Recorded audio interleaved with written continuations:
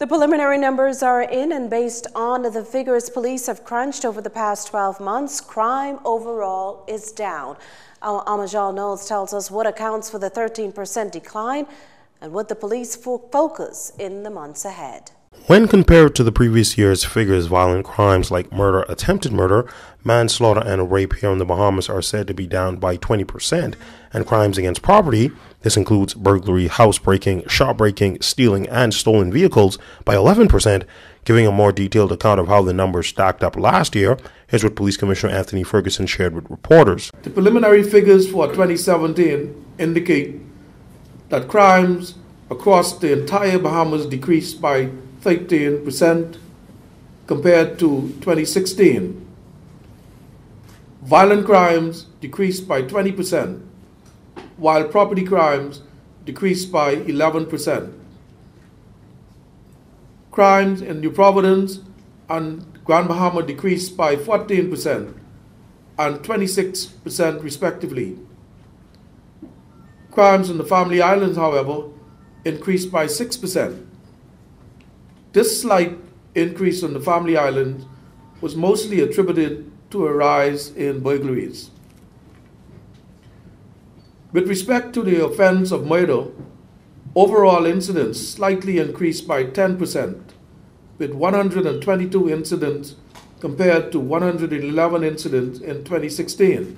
Now, despite surpassing the murder count for 2016, the Commissioner says there has been a notable decline in such incidences in the latter quarter of 2017. This decrease was meaningful, as murders previously averaged about 12 per month. For the first time in a long time, the Bahamian people can breathe a sigh of relief, as incidents of this most heinous crime have begun to subside. We know that this was not a mere coincidence, but the results of analyzing trends, refocusing policing operations, and getting valuable intelligence from members of the public. The operations of the Anti-Gang and Firearms Unit and the Rapid Response Unit, which I established soon after taking leadership of the force.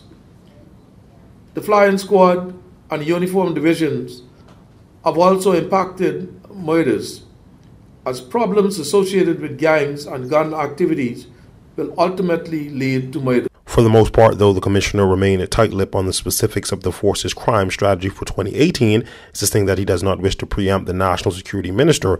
He did, however, reveal this year will call for the force being more productive and deliberate in its efforts.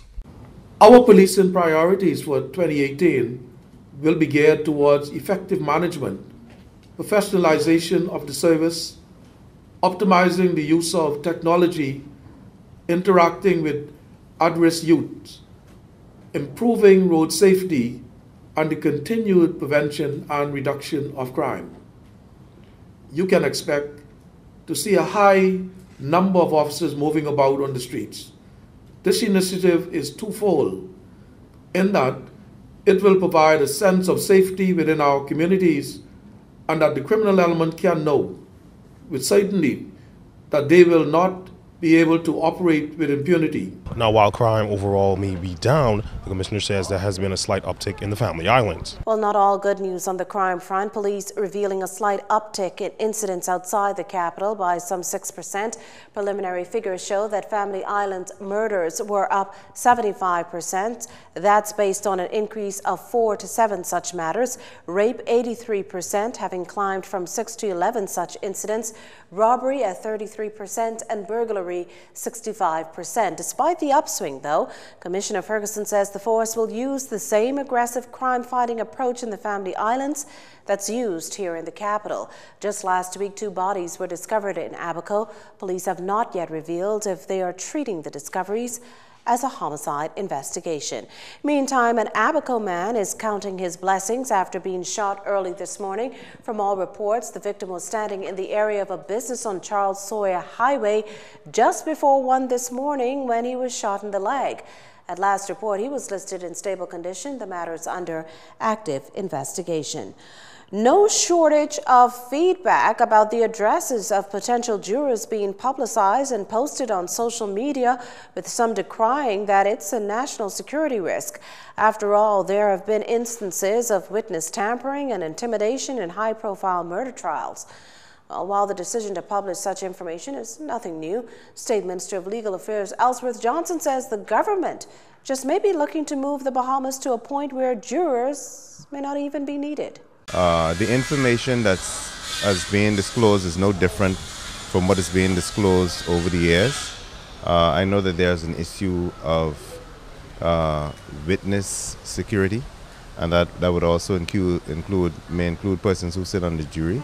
And we take that very seriously. Former Attorney General Alison Maynard Gibson yesterday told our news team that while she understands the fear of crime, there is no evidence to show that publicizing the voters list caused any crime. She stressed that an effective way to combat crime is for potential criminals to know that justice in the Bahamas is swift and sure. Mrs. Maynard Gibson, meantime, called on the Attorney General and the Supreme Court to release information to educate Bahamians about the precious court time that is wasted and delays caused because of the inability to impanel a jury. You're watching JCN News. Stay with us. This segment of the news was brought to you by Alive.